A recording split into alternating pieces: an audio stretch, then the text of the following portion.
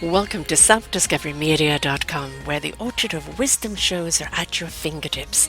It ignites your soul, your heart, your spirit, your mind, and your body with illumination from people who have made the journey before you. They're here now to help you on your journey, on your path of self-discovery.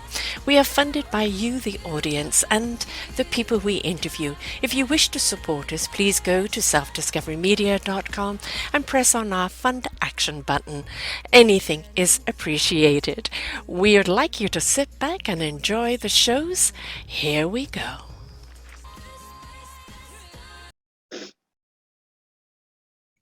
Good morning, good afternoon, and good evening, everybody, no matter where you are. Welcome to Raising Our Gifted Children right here on selfdiscoverymedia.com. I'm your host, Sarah Troy, and my wonderful repeat guest back for the umpteenth time because she's always so filled with wonderful information is Dewatti Basdeo.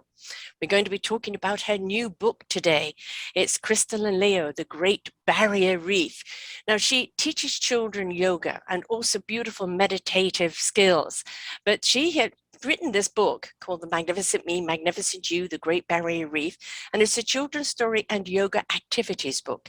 It's the second book in the Natural Wonders of the World series, which she's currently writing. In this book, twins Crystal and Leo and their clever dog Einstein embark on the adventure of discovery of the Great Barrier Reef, its beauty and its teachings.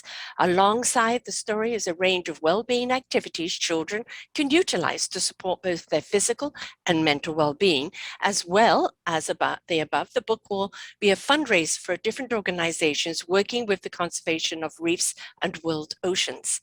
The Great Barrier Reef is the world's largest coral reef system. Coral reefs are home to thousands of species and play a critical role in maintaining healthy oceans and subsequently a healthy planet. With each steward of our planet home to our future generations, in this understanding, we endeavor to contribute towards maintaining a healthy planet the best that we can. And as I've said, she's been here with us many times because she has always such wonderful information to share. And I invite you just simply to put in her name in selfdiscoverymedia.com, Dewatti Basdeo, Dewattie Basdeo,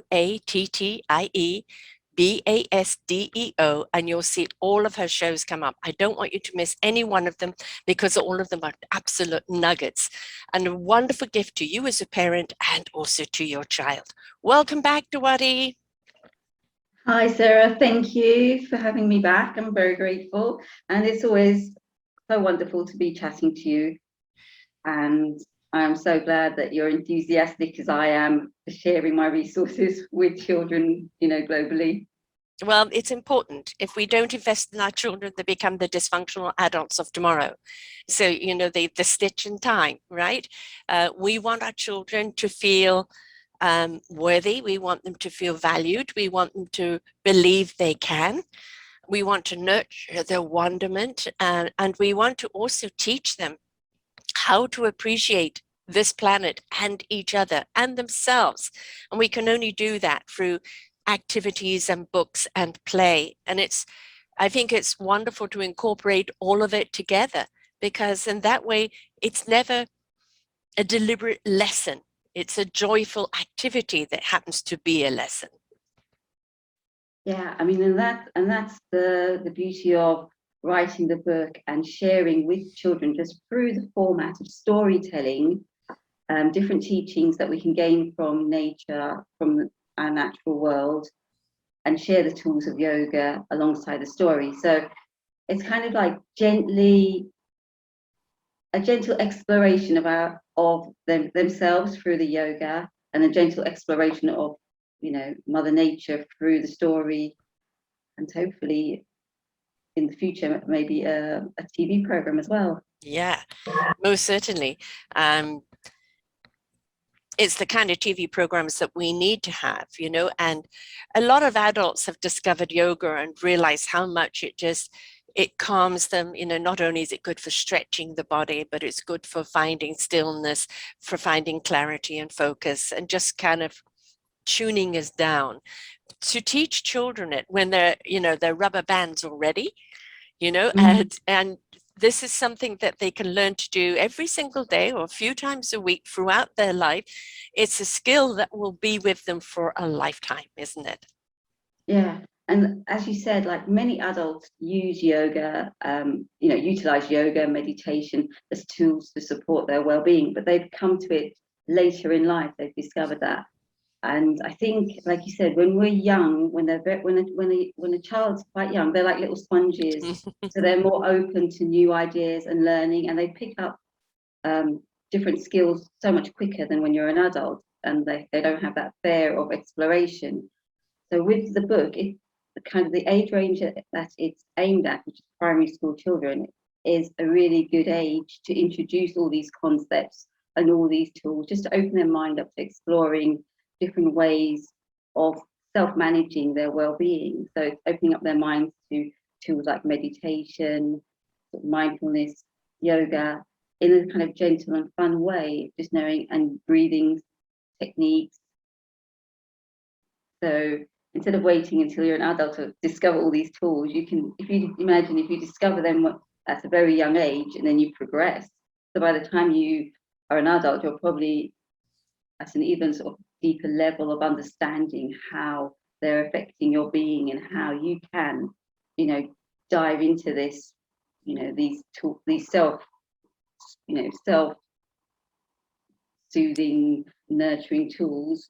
It's a management skill. It is. Yeah.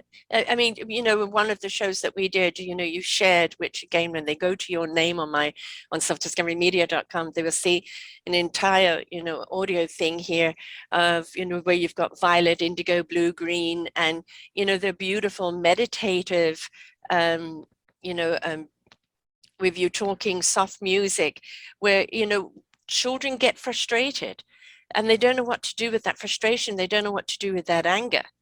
And if they can learn to just take a breath and calm down and kind of be still, then they'll go, it's really not worth getting upset about, or there's a different way to handle this, instead of getting into a fight or getting really, really upset. And, that is really beneficial to our children. I think the earlier we teach it to them, the better it is, because we're giving them skills that they can use lifelong, and it helps them navigate through life.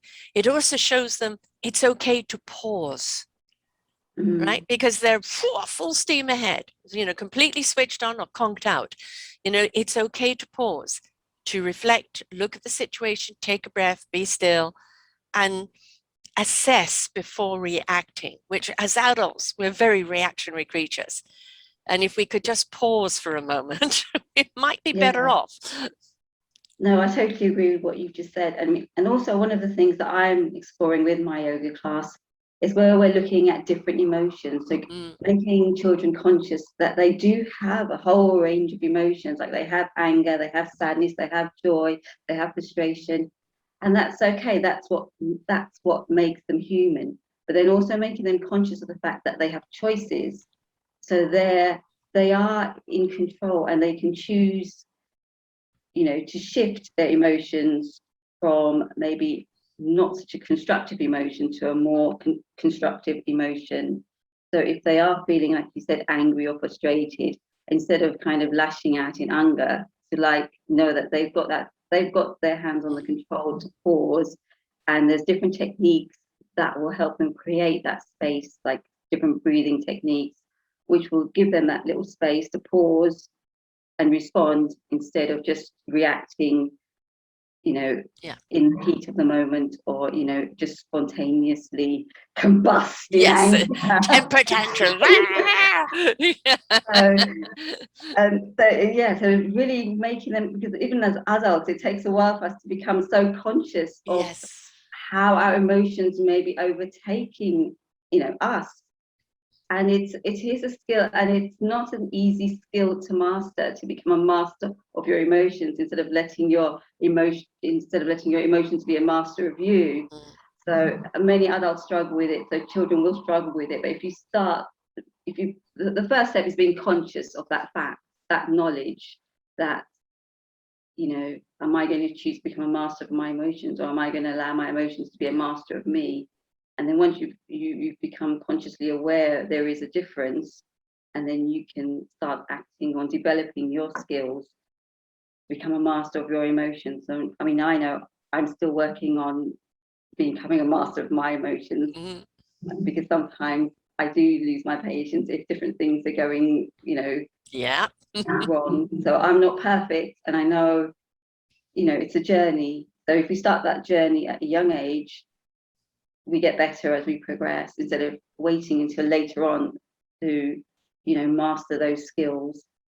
So yeah, so laying the foundations, that's all we're doing, is sharing tools and just giving them some more information and knowledge of what's possible and what potential they have within themselves that they can, make use of as well. We need a calmer world. Here is the threat of yet another war. And, for some madness, I can't, it's like what's happening in the world. I'm totally I mean, when you look at somebody like him, Putin, we are talking about, a complete bred narcissist, egomaniac, and to a point psychopath. And he has no conscience, none whatsoever. So there is no accountability. You can't expect these people, you can't shame them, and you can't reason with them. And they just don't care if people are suffering for what they want. They just don't care. They want, and that's all they can see. And he wants Ukraine. And the only way you can really attack those people is really the people around them. Hopefully that there's consciousness around them that stop feeding the monster. Narcissism comes from children who, because a child is very much, in tune right from birth to their own needs. They'll cry when they're hungry, when they're wet, when they're tired. And that's how they let you know, this is how their emotion is. If we don't teach them empathy and kindness and caring, then it's always about them. They always are going to have that tantrum to get what they want. And they don't learn that empathy skill and that caring and kindness for other people. And I think teaching yoga right from the moment that they, are even walking, just even if it's not proper, but mom and dad are doing it and they're trying to copy, just teaching that kind of skill right from the word go, I think is so beneficial, because we just don't need any more of the Putins in the world. We need people that care and have kindness, who aren't going to go and make other people suffer for their own gain. And that needs to be instilled in our children's consciousness right from the word go, isn't it? Well, I think children as beings, they are very conscious. When we're born, we're probably the most conscious, enlightened beings. It's just as we progress, we lose sight of that, and we lose touch with that. They say, some people say like young children are more spiritually connected because they're so innocent. Children are so innocent. They have that light within, and they have a natural light. They have a natural glow. They have they're naturally, beings born with love, and it's us adults that kind of seem to screw that up. So we've got loads to learn from them. But I mean, it's interesting with world leaders. They all have their own personalities, their own characteristics, and how that's developed through their life. It's quite bizarre, because even though you can have two children growing up in the same household, they can have totally different personalities. So I don't think it's so simple that maybe, as a leader, you might be so cold and so ruthless. It's because of your childhood or your the way your parents have brought you up. I think it's a much more complex. Well, I think it's nature and nurture. I think it's kind of genetically in them that then is nurtured to be so, or not nurtured.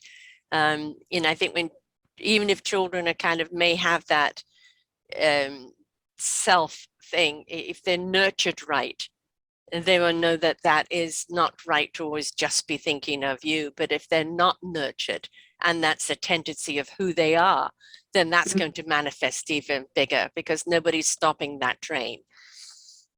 Yeah, and I don't know. I know you're quite spiritual, so if you're looking at, say, the Dalai Lama, and then you're looking at a leader who sees war as a solution. Yes. for whatever reasons, it's like when we analyze, their life path or their journey from being a baby, being born, to being the leader of their different paths. So a very spiritual leader to a very power sharing. hungry. Well, we have the power hungry and the power sharing, right? The ones that empower and the ones that, steal power. But I mean, I don't know so much about political leaders. I don't really study them, so it's difficult for me to kind of pass comment on. Yeah, I do a lot on this. It's we are genetically made with not only our ancestral patterning, past life patterning, DNA patterning, but we're all a different personality type as well. And if the wrong type is not nurtured right, it can be self-obsessed. If that particular nurture is taught very early to be more aware of other people around them, then there is hope for them to understand that. But we are all kind of wired differently. So we have the spiritual soul and heart spirit that a child is born into, but we also have the the DNA package that we come with, and the genetics of how we're made and how we perceive life, our personality type. So it's never just one brush.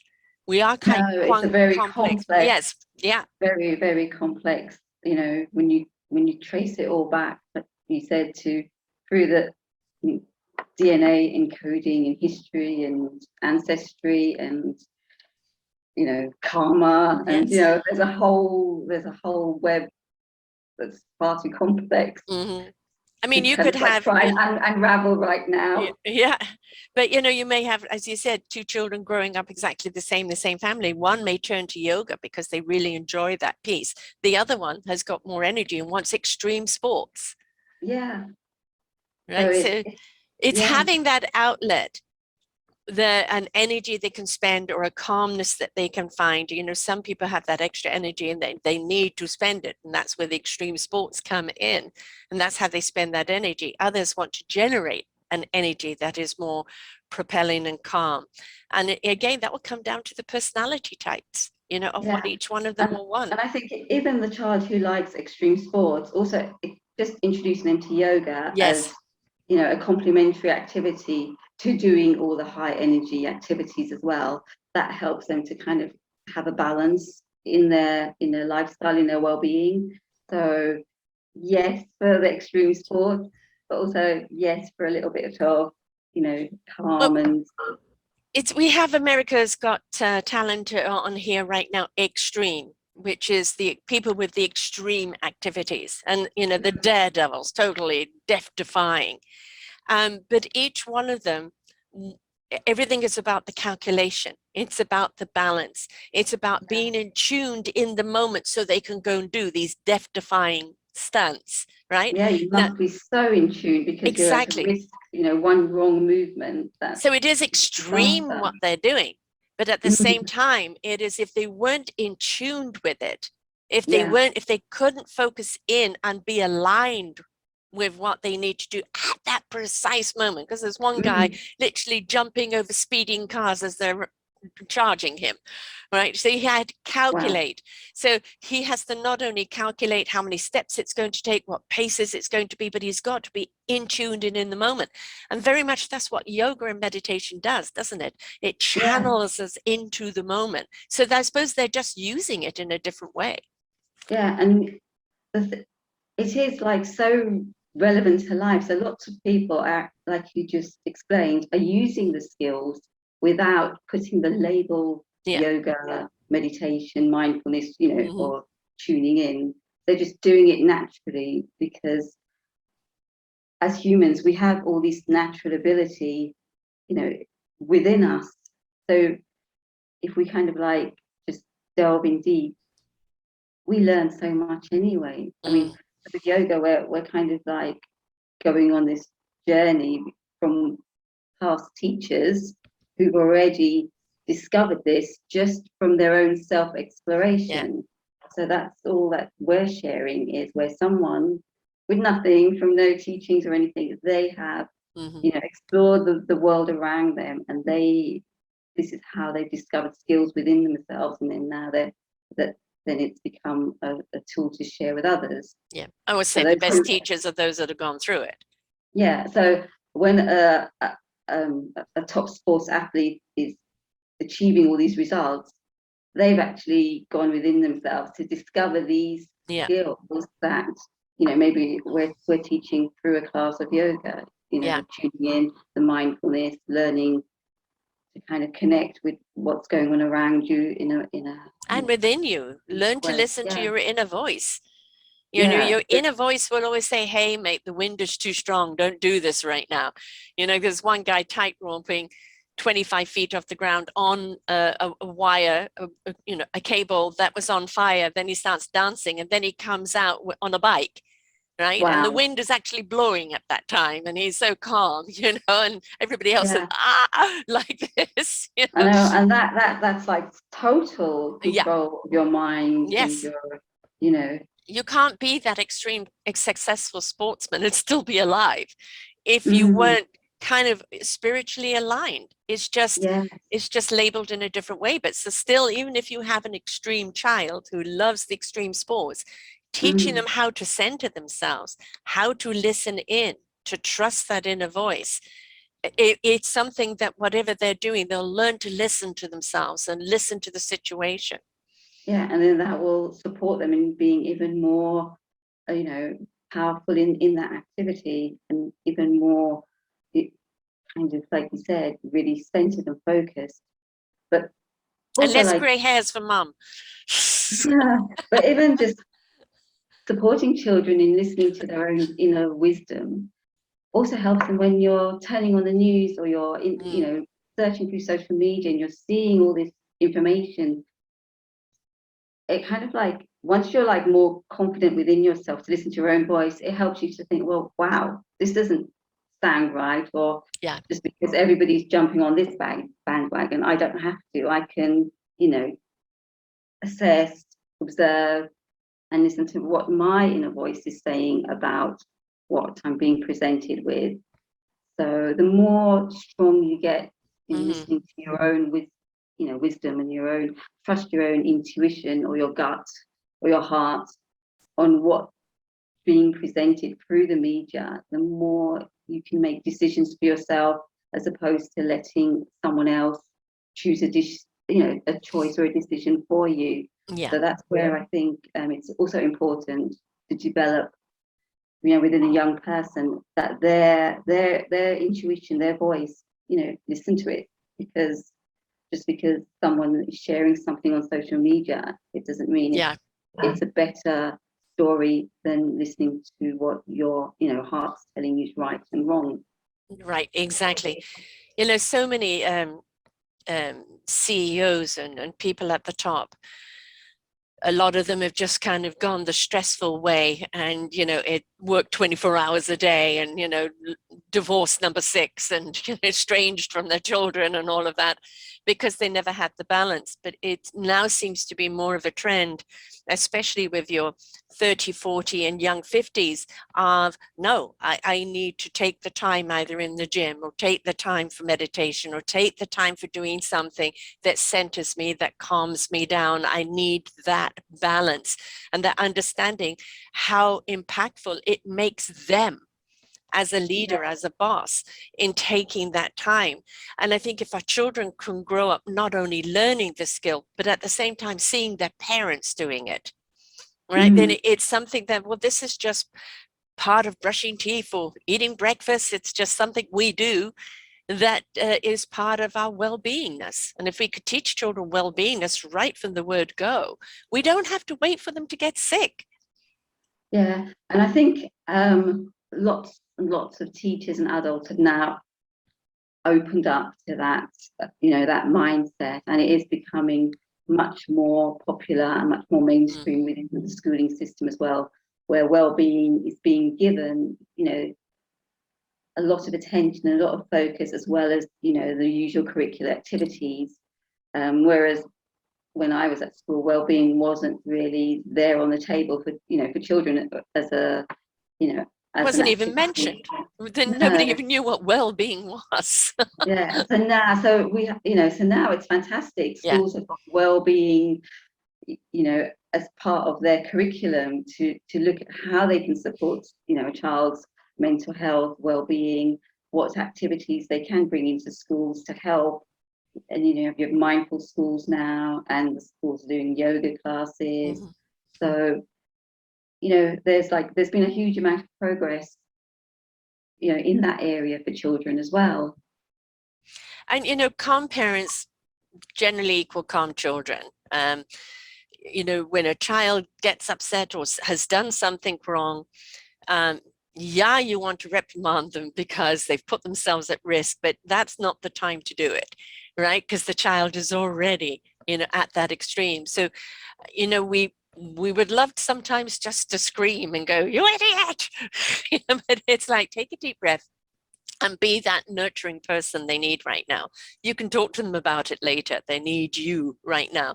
So I think calmness from the parents, however much you want to react, is really, really important as well with our children, because then they're going to be more open to want to share. Yeah. And I think sometimes when your child is getting upset or angry and something's really upset them, I think it's important maybe just to let them offload and give them that space to just release whatever they need to release. And then know as a parent, I haven't done anything wrong. Maybe they've had a bad day at school and they need to just express themselves and get it off their chest. And it's also good to know that that's okay. Yes, it's okay not to be okay. You don't have to have all the answers. Sometimes they just want to release, and maybe you're there in the path of that release. Just let them release, and sometimes turn on the radio to a wild song and to take that rage into a song, and everybody starts singing it and dancing it and yelling it out, and everybody join in. Because then that's saying it's okay, we're going to release too. It's we don't want to put the focus on them, and where they feel afterwards embarrassed. It's like, let's turn it into something kind of silly that we see it all the time, and I'm sure you've done it too. You're in the car and you just need to turn that radio on full blast and just sing along, however bad, just to release. And that's the same with children. They do have so much energy, and they do need to release, and they do need to get things off their chest. So it's good. Otherwise, the more you bottle things up and you don't express yourself, then like you said, later on in life maybe it might manifest into this leader of we don't need any more of those. But I also think it teaches them accountability and responsibility for their own actions. It's okay to say you're having a bad day, you're having a tantrum, but it's like, all right, you want to get things off your chest, but you can't. One thing I could never take was screaming in the car. You're trying to drive, the last thing you need is screaming in the car, because your attention is on the screaming and not on the road. But it's also for them to know, okay, you've let it out now. Now, what are you going to do to center yourself and bring yourself back down? And I think if we could teach those skills to them young, it's also teaching them to be a little responsible for their own emotions and actions as well. Yes, spend your emotion. We want you to spend your emotion, but not become emotional about them.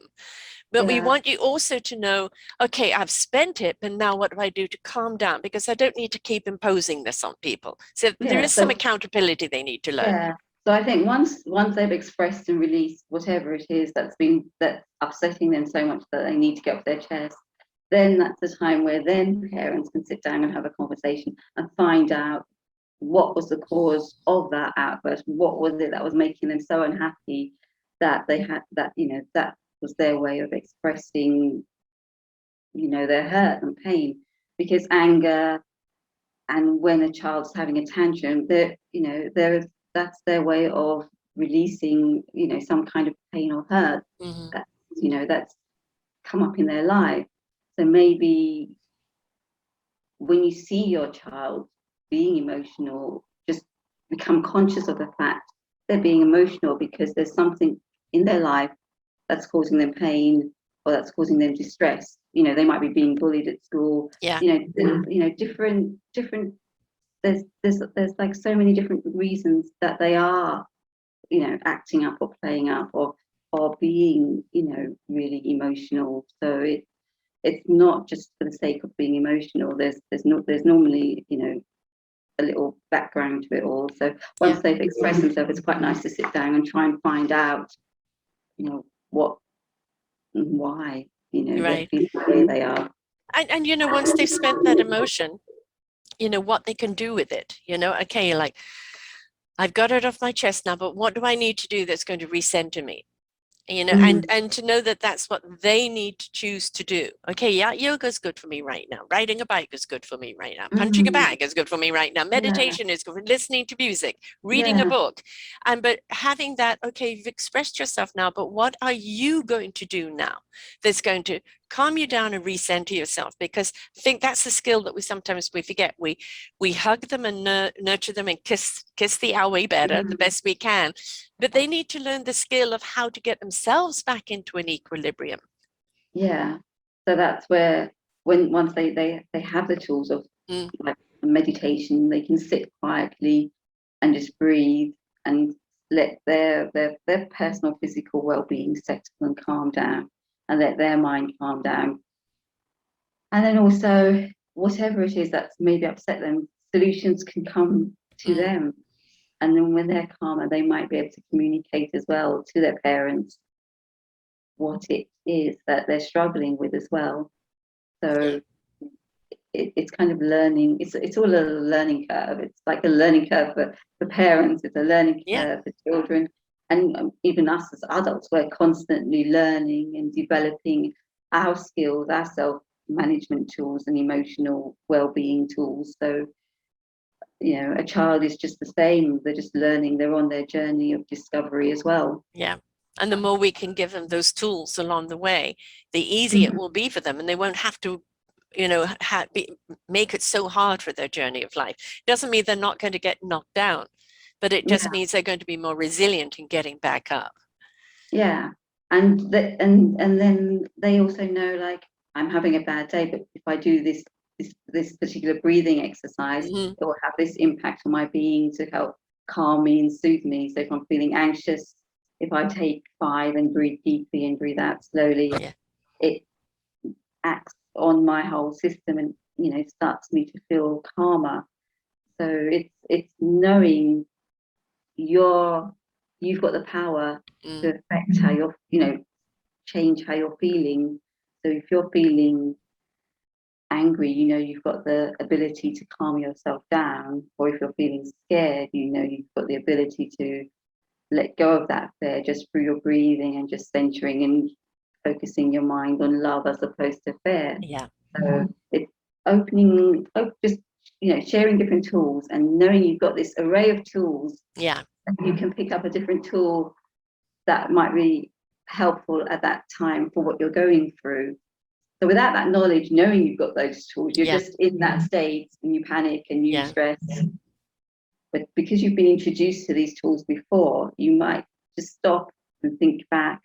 Okay, my yoga teacher said if I'm feeling anxious or scared, if I do this breathing exercise, it will help me. So let me give it a go. And and then hopefully they will see the results, because like I say to my class, we have an exercise, it's called Take 5. So if you're feeling anxious, you breathe, squeeze, and then you just breathe out slowly, 1, 2, 3, 4, 5, and just keep doing that until you feel better. And if you find you've done it 5 times and you're still feeling bad, do it for another 5 times, and then you'll see it will soothe and calm and comfort you. So, you never ever get clarity or could resolve a situation in the tension. So, with the breathing and releasing and calming down and opening up, then the clarity is before you, or there is a clearer road to that clarity. We can never, ever, resolve anything when we're tense, because none of the chi or the energy is running through us, of that solution. So whatever technique it is, and breathing is the number one, right? Because what do we do when we're tense? Hold our breath, tense that chest up, right? When you're stressed, you shrink up and you're not breathing, and then there's a whole impact on your whole well-being, especially if it's long-term stress. That then triggers different illnesses within. Yeah. So Yeah. yeah, so That just is, and yeah. letting children know they've got different choices and they've got different tools that they can access, when things just get a little bit overwhelming for Well, whatever reason. homework or exams Mm. coming up, you've got a project they have to do, and they take it on to themselves like, oh, this is so hard. But again, if Yeah, they learn to just breathe and calm down and come at it, again, the force will be with them, because they're calm. Because when you're calm, you have such an ability to see more clearly. yeah. And I guess also like yoga, it helps you to open your mind up into like the bigger picture as Yeah. well. So instead of just being kind of focused in on yourself and your homework or your project, kind of it helps you to kind of like open up and connect with the world at large, Hmm. and open up your compassion for like what's happening in everybody's life and what's going on in the world. So you don't just kind of like zooming on your own personal problems. Yeah. When you kind of open up your mindset to like all the different things that are going on in the world, it makes maybe your problem not seem so major, Yeah. because you're kind of like opening up to loving and caring about everybody, and that also supports your well-being as well so much, Yes. Mm, when you kind of like look beyond yourself. And that's one of the teachings of yoga as well, to mm. have compassion for others, so that also supports your well-being in a huge way. Massive. And the well-being of everybody around you. Yeah. Yeah. I mean, we know as adults how this works. So why shouldn't we teach it to our children? Mm. I mean, our children, as they're navigating, I have 11-month-old grandson, and he's just learned to walk. And of course, if he falls down, he has a cry. Sometimes it's a bump. Okay, he lost his balance. He's hit his head. He needs a bit of nurturing here. Sometimes it's just falling on the backside, and it's that testing cry. If I cry, Yeah. will you pick me up?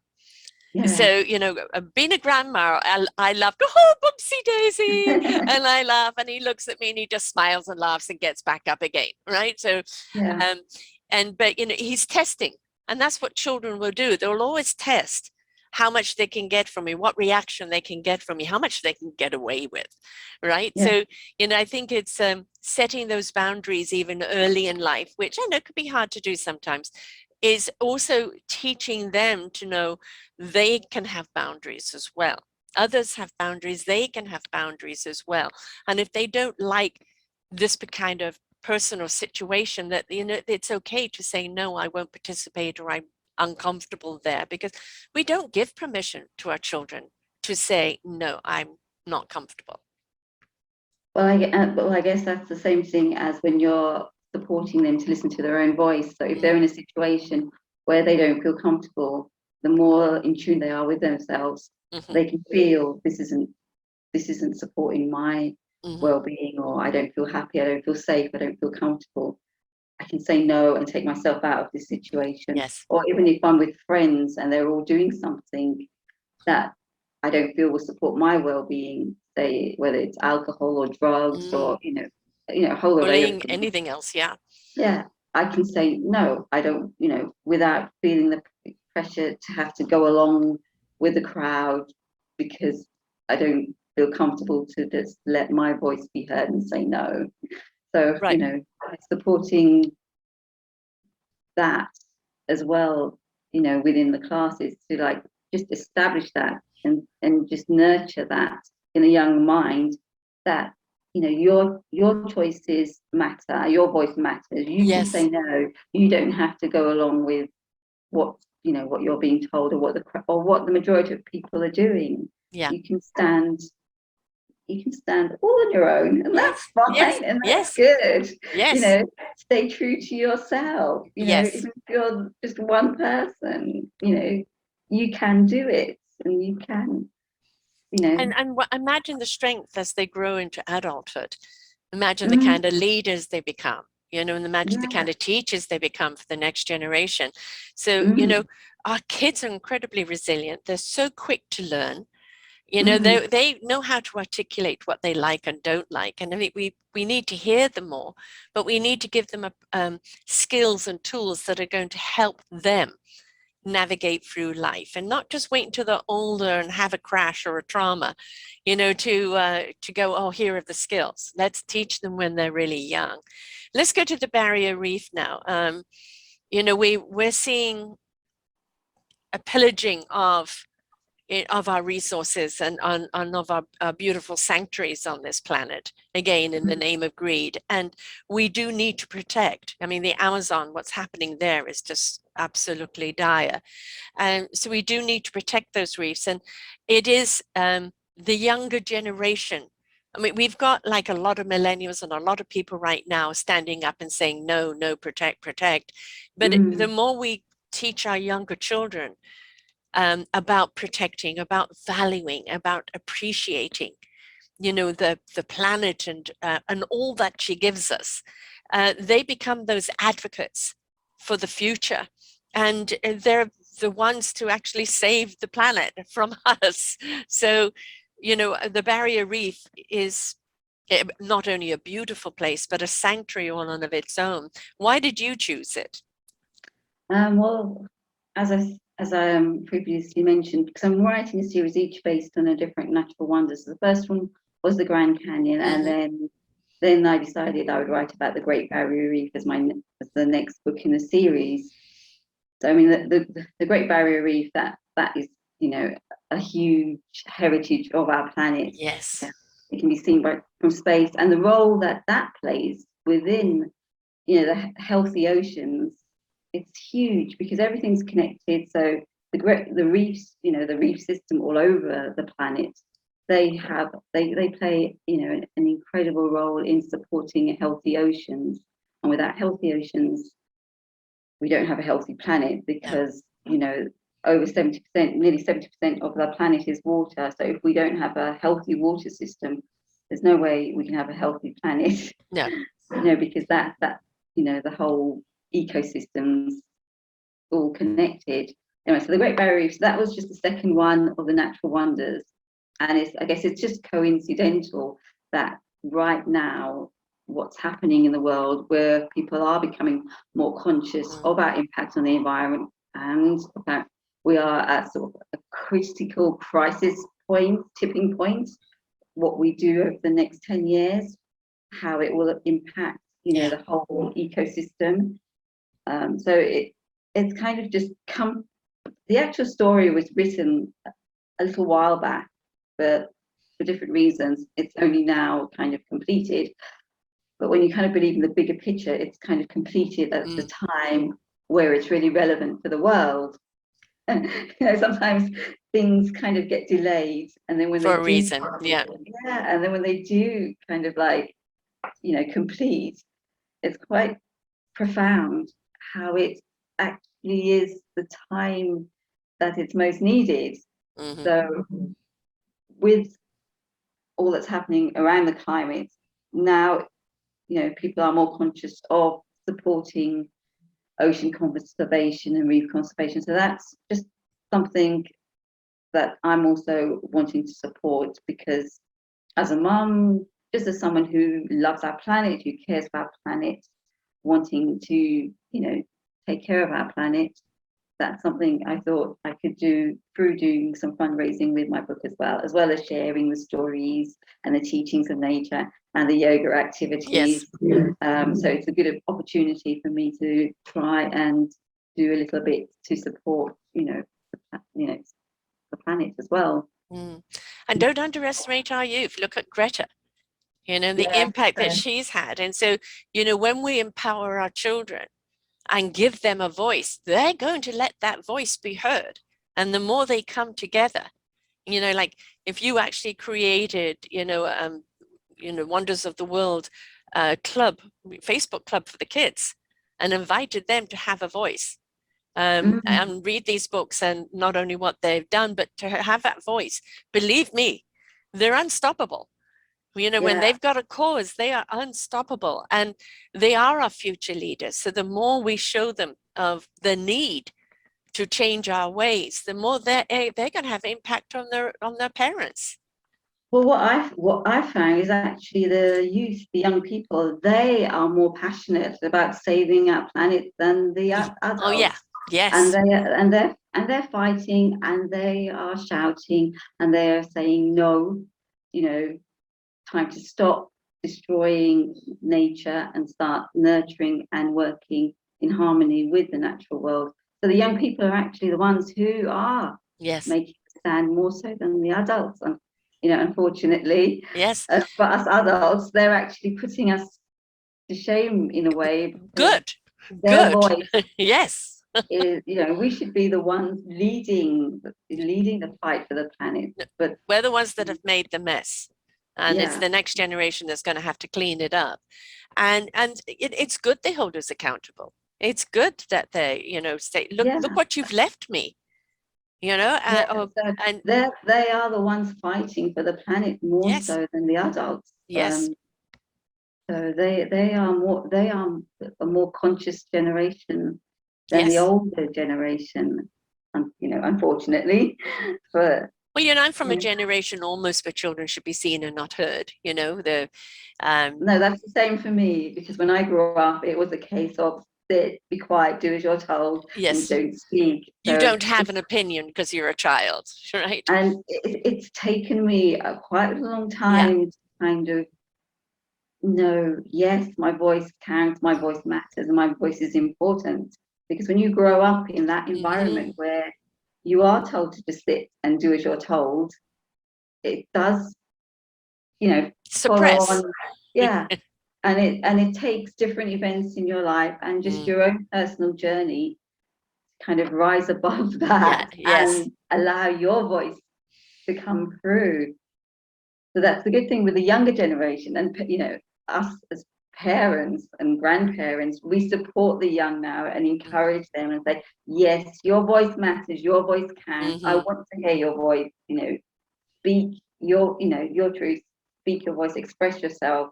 So we can imagine, as they're getting older, they are expressing themselves and they are standing up for what they're passionate about. So that's why now I think we have got a younger generation that they're fighting for what they care about. And they have every right to do so. And out of the mouths, the wisdom that comes, and it's it's quite extraordinary when we choose to listen, even if they're not perfectly articulate. It is the content of their observation and the questioning that kind of makes us kind of sit back and go, oh, wow. I didn't know I was going to have to answer this question. Didn't even know there was ever going to be this question. But it does make us more accountable and more integrative with our kids in listening to them, because we're here to be their custodians and guide them through life with the best knowledge we have. But the kids are also here to teach us. Yeah. And I think, it's quite refreshing as a human race to see that, we are evolving, and the younger generation is evolving above and beyond what the older generation's outlook and perception. I know there are lots of, mature people who are very passionate about the planet and very conscious. Yes. But I'm just kind of like saying overall, the younger generation now are kind of coming into the world with a kind of more compassionate and a more understanding of Mother Nature and being in harmony with nature and supporting nature. It's a bigger global movement than from our generation. Yes. It wasn't such, so much in our generation's consciousness. Of course, yes, there are people who are conscious, and we had, the Green Party, Greenpeace. So there's a lot of, consciousness around. Well, and I call that activism, where there was a lot of shouting, and I see our children in actionism, where they're actually stepping up. That's a really good way of expressing it. Yeah, they are acting and taking action. I mean, my youngest, who's 33, with the one with my grandson, they built a as passive house as they could, which is eco-friendly house, and it Yeah. constantly changes the air over and it sustains the energy and everything else. They're vegan, you know, they're animal activists. They're activists the best as they can be. They're naturists. Yeah, they're highly conscious. And you know, little one who is 100% in his growth is vegan, in eating vegan food, and it's the other thing which is extremely important. My daughter doesn't like me to share pictures of him, but she allowed me to share this one. And it's a beautiful picture of him reading a book.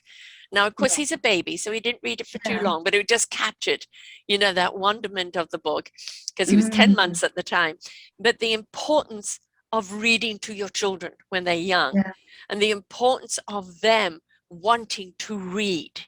Yeah. It's really, really, really, really important. Yeah, no, I would read every single night bedtime stories to my two.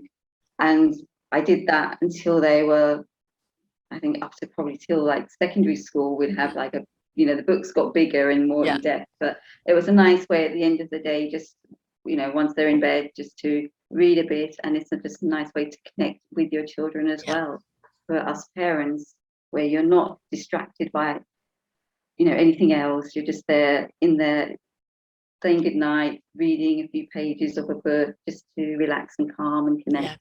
But, and also as they get older, they go from reading, but then they go into the gaming. So that's the time where you really get to really bond as well, you know, in that process, as well as sharing reading with them. Like you said, it's really important to read because that's expanding their knowledge, supporting their imagination. But it's, as a parent, it's also the, you know, a really valuable time and opportunity to bond and connect, you know, with your children as well. How old are your boys now?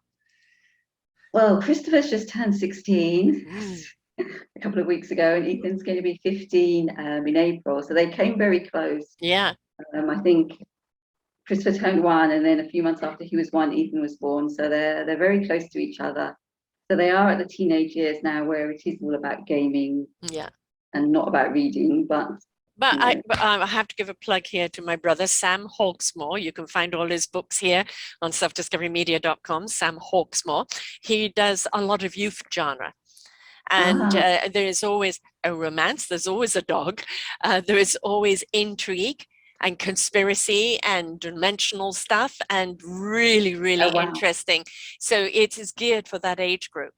And it really, I mean, like there's one, The Repercussions of Thomas D, a young boy talking to his friend on the phone. Suddenly he goes through a wormhole and is in 1942 or 3.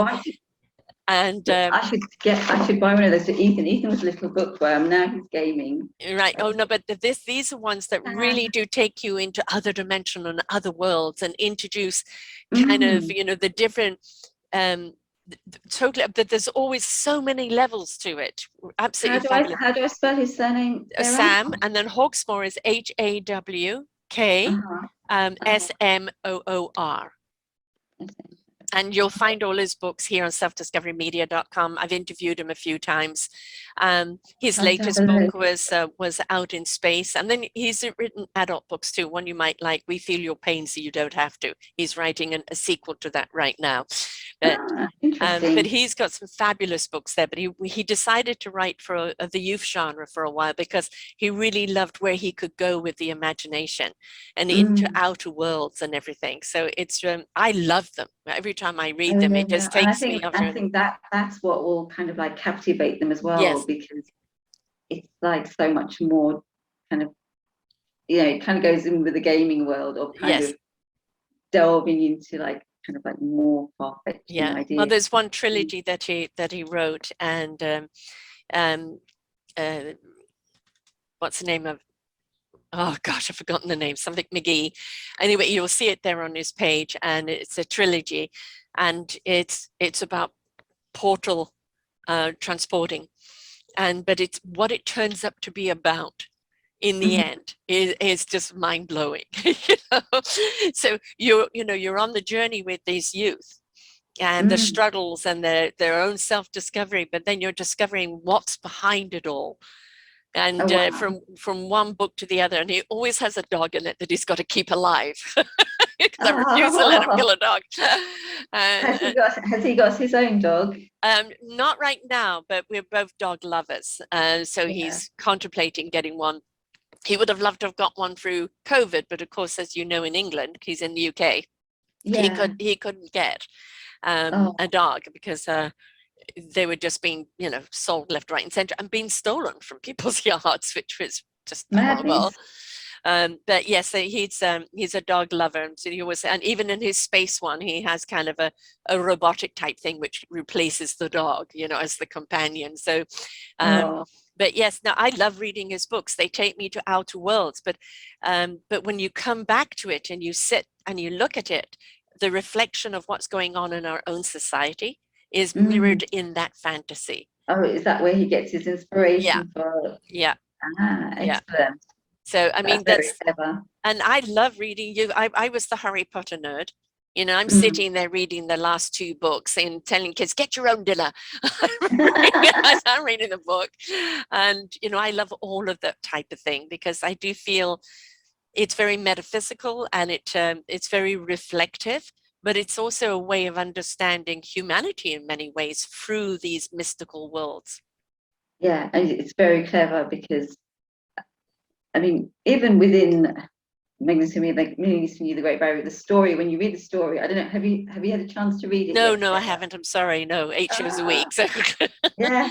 So when you read the story, you'll see that there are like different teachings within the story for on humanity as well, yes. which is quite it'll be interesting to get your thoughts on it on the way it's presented as well. I will get it for my little nephew, for my little grandson rather.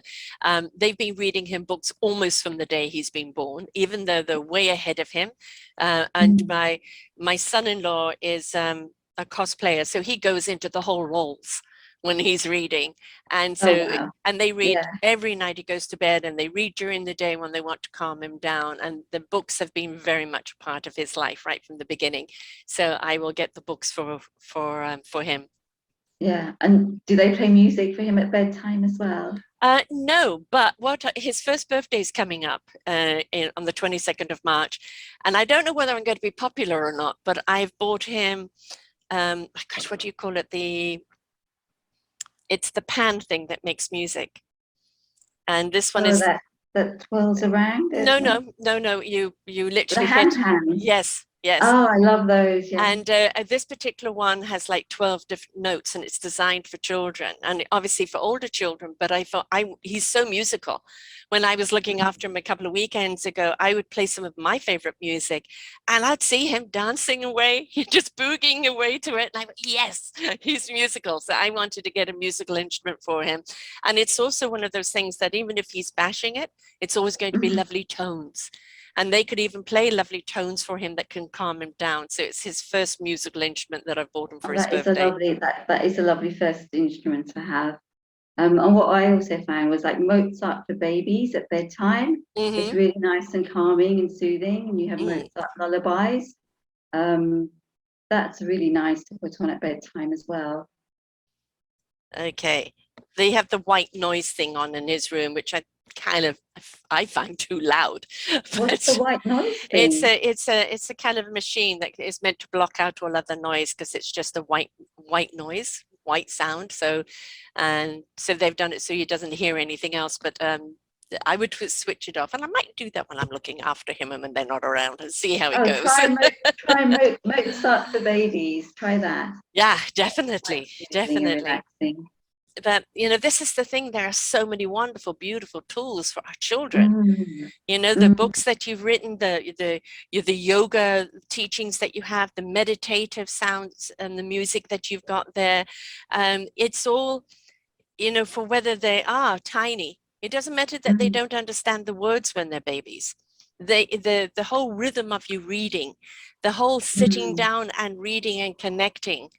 Obviously mm. pictures is what they're going to take in right now at that age, but that wonderment, that Yeah, exploration, and that permission to be a part of something, because that's what your yeah. books are doing. They're giving the kids, going from that activism of reading it, to an actionism of actually being a part of it.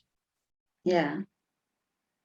And it's when you're reading to your child as well, it's such a lovely way just to bond with them. Yeah. And then they're listening to your voice, and they're having your undivided attention. When you're reading, you're not cooking or answering Yes. the phone or anything. You're just there, totally in tune with them in what you're reading and sharing as well. So the whole activity of reading together, it's quite powerful. Without even though it's so simple and it's just fun and it's just gentle, but when you kind of like analyze it, it's actually a very powerful time to connect with your child in a very kind of gentle, natural, easy, simple way. When my kids were younger, I kind of found it hard to actually read to them. And I think that might be part of my dyslexia, because sometimes my words turn. So I used to tell them stories. And it would always be a story with kind of them as the hero or them as the main character, something that may have happened around the day. And so it was always something that, they could go to bed with, kind of knowing the story incorporated them. And so I would just sit them on my lap and just tell that kind of story.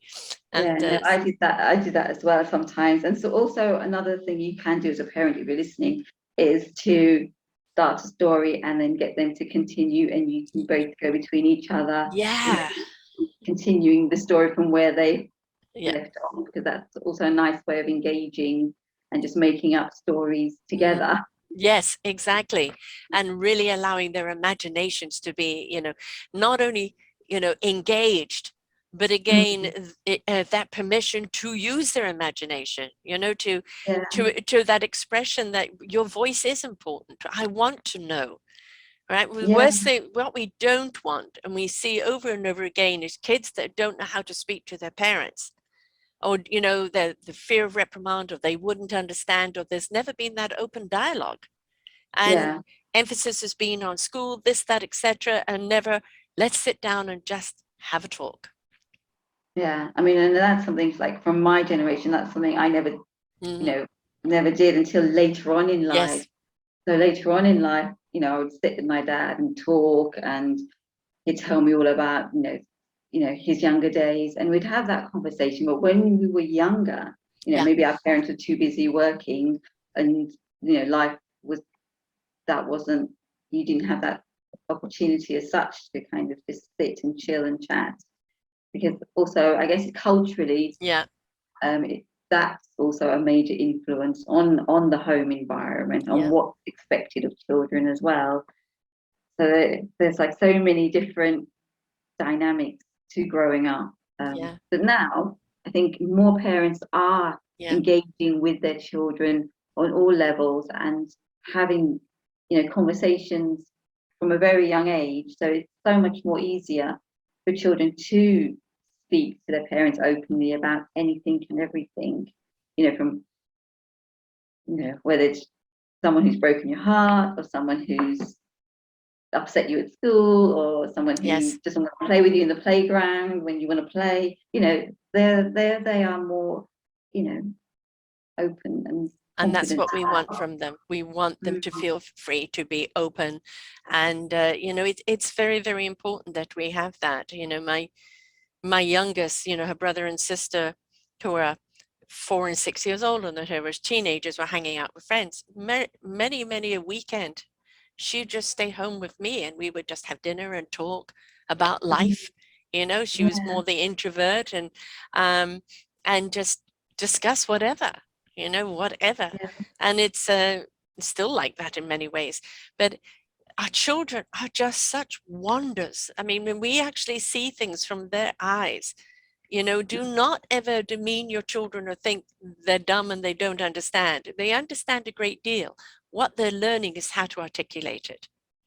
Yeah, I mean, and I think a lot of parents probably find that their children actually have such a bigger understanding than they when you listen to your child. Well, I listen to my children, I'm like, wow, the things that you're coming out with are so mature and so you're so clued up about. they have more of an understanding of the world, than I do with Yes. the things they express. I'm just like, wow. Well, it was a case in point. My dad died when I was 11, and my mum came into my room to tell me. And actually, I felt a sense of relief because he had had multiple heart attacks, and I knew he was in a lot of pain. And then I thought, as a child, guilty, I didn't cry, so I forced myself to cry. And then they left me to get changed, and I walked past my dad's room, said goodbye to him, and I went to my mother and I said, God took the one that was the weakest and left the one that was the strongest. Oh, And she just looked at me, and it was that always what I needed to know at that time, because I was in tuned, was what would come out. It wasn't coming from my intellect, it was coming from my spirit. And if we yeah. can allow their spirit voice to come through, it will develop their intellect. And we always Mhm. want them to have their spirit voice and their intellect voice in tune with each other. Yeah. And I think it is more so in tune when, with younger children, with the young. It's just as they progress into adult Yeah, life, that tends to get squidged, or, they just maybe are not so in tune with their own, yeah. you know. And that's what we need. We need humanity to be in tuned, into, that divine soul presence and Wow. that Well, when spirit. you look at the world now and you look at what's happening in the Yes, world, there definitely, is not in tune. What's the word? It's the non-cohesive. yeah. It's just things But, that, as somebody pointed out, we actually haven't had a war that's been played out through social media, and through social media for Ukraine right now is so utterly strong and supportive.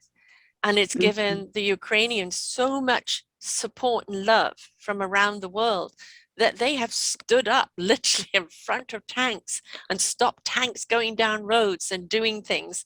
And they found a courage because they into the spirit of their own country and knowing that the world was with them. Right. Yeah. So don't underestimate your spiritual support. Don't ever Mhm. underestimate, because that's an energy that you are sending out, that they receive, that gives them that courage and that confidence to face whatever they're facing. Yeah. No, that's true, because everything's energy, and Yes. it's like, what energy are you putting out into the universe? Are you putting out energy of love or an energy Yeah. of fear? And the more love, like you say, we send to those who are in fear, the more we help to lift up, lift them up out of Exactly. fear and back into love. And with the yoga and the meditation, that is just a channeling of an energy. When you take it to that center point, to that core where the compass is, Yeah, it will it's guide that clear and energy calm. forward. Yeah. Right. So it's that core we want you to go to, that conscious compass that then can lead you forward in any form of energy, but have it come from there. Right. We Yeah, don't want it hysterical energy. We want it to be that core energy. and the core, and our core, well, when you get into the spiritual exploration, your core is love, Yes.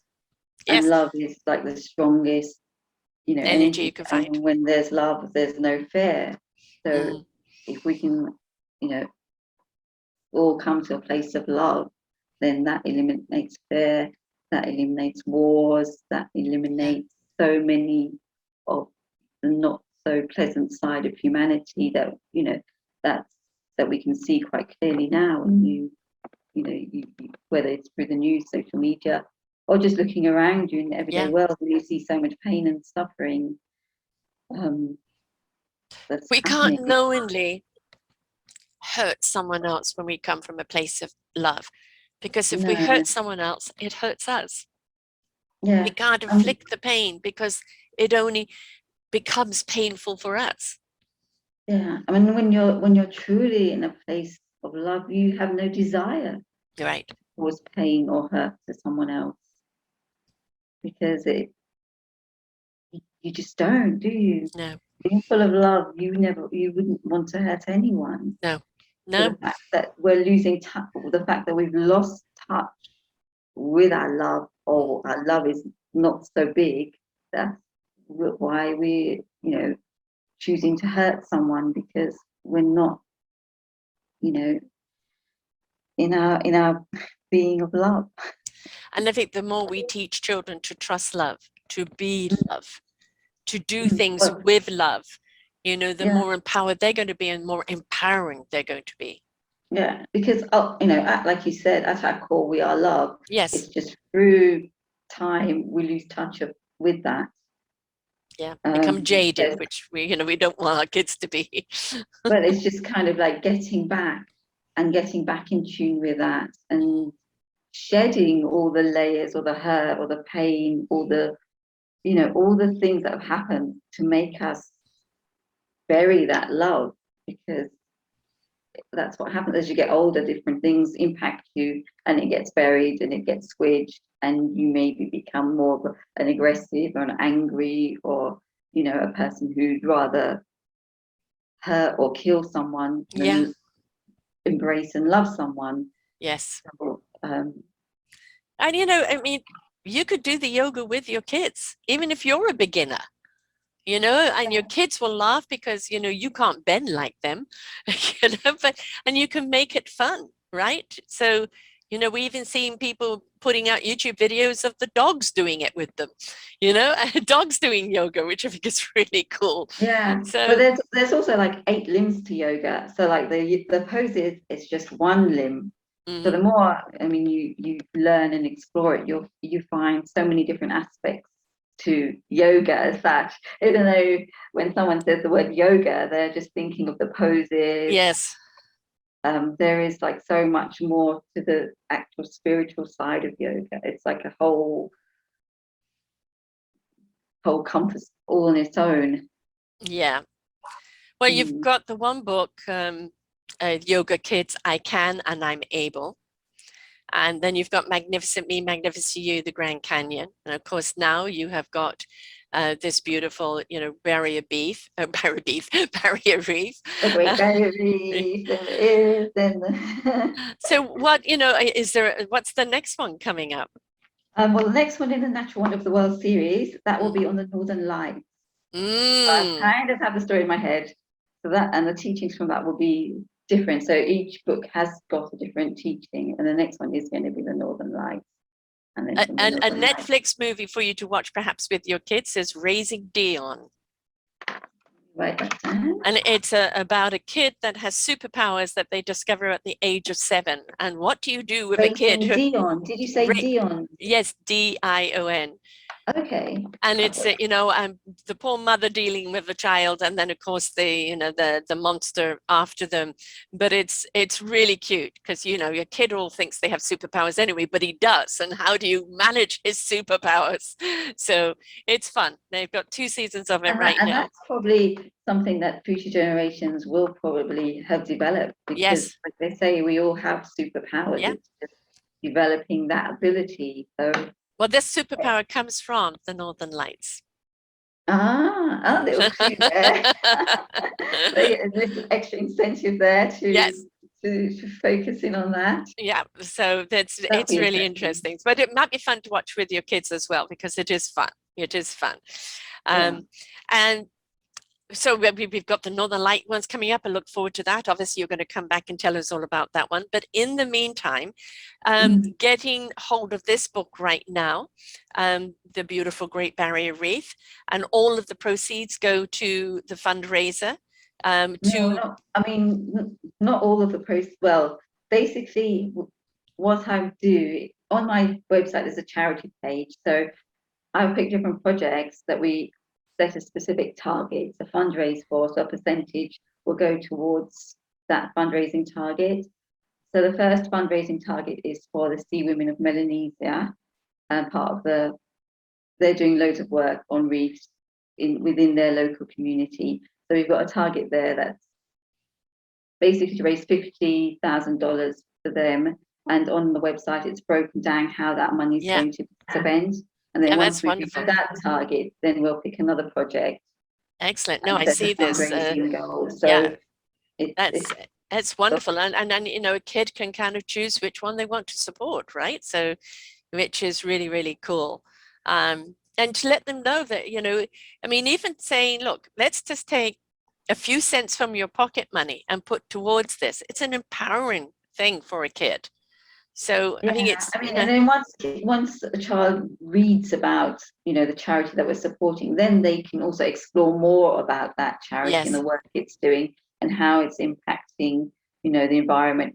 And then they can also get involved, in whatever way they want to as well. So it's also expanding knowledge. And it's also at the moment one of the issues that a lot of young people are facing is climate anxiety. yes, So in a way, it's kind of like addressing that to a young person, saying there is actions that you can take, there are things that you can do. You're able to make a difference.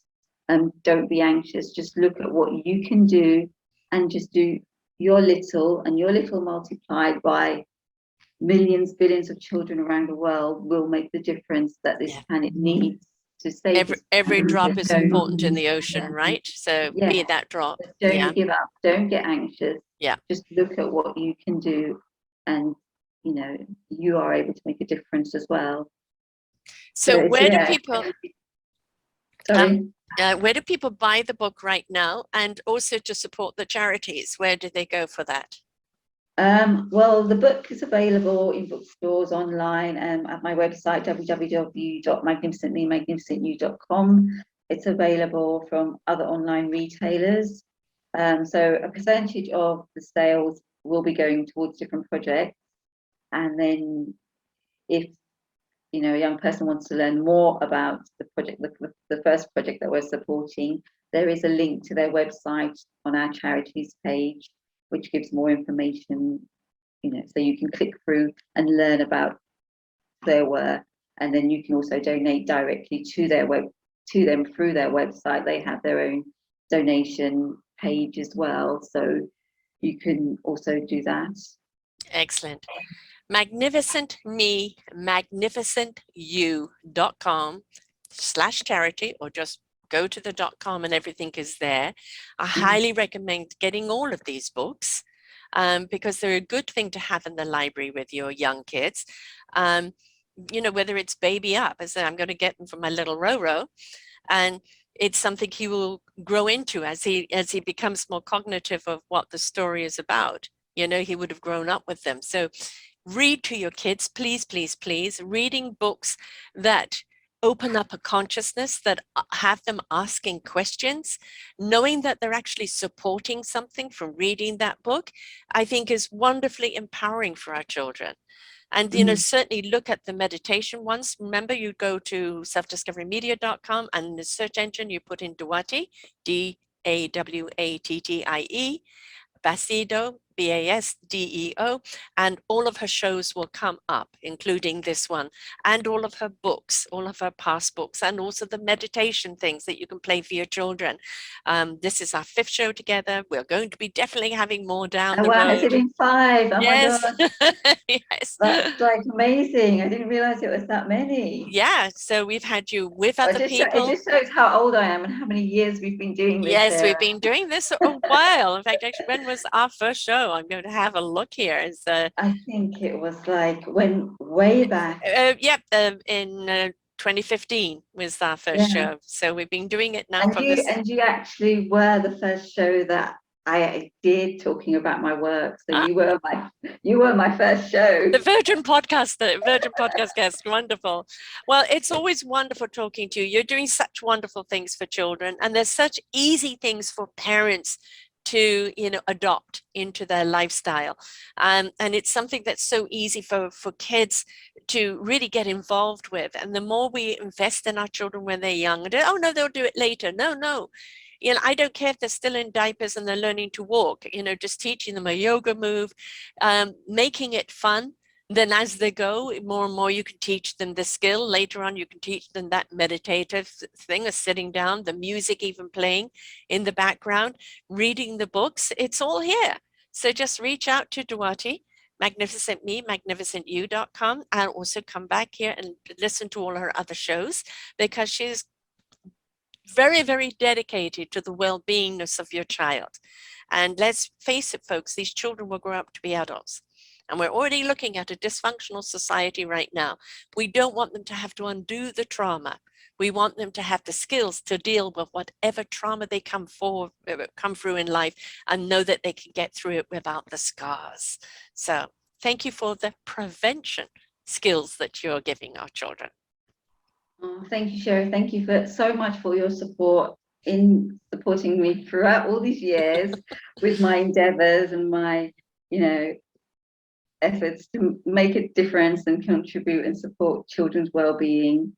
I'm really grateful, and to many more years. Many more years, many more many books. more Yes. shows together. Yes, most certainly. Most certainly. And just, kind of keep up with the wondrous work, because it makes a difference. It really does make a difference in our children's lives. And more, we're understanding the need for it. So, folks, thank you, my darling Dewatti. And to everyone else out there, please read to your kids, get them interested in yoga from a very early age. At a certain age, you can introduce the meditation, get the books and read it to them, and teach them about giving back and having a consciousness of how they can serve and save this planet. It is empowering them, not burdening them, empowering them. And we need them to feel empowered. We need to listen to them. We need to learn from them, because the world needs them. Until next time, bye for now. We hope that you enjoyed the show right here on selfdiscoverymedia.com. Please tune in to our selfdiscoverymedia.com/shows, and you will see all the other genres that we have from you. Every week on Tuesday, we bring you new shows from illuminating people. If you know someone that should be interviewed, please contact us at info@selfdiscoverymedia.com. Now stay tuned for your next show.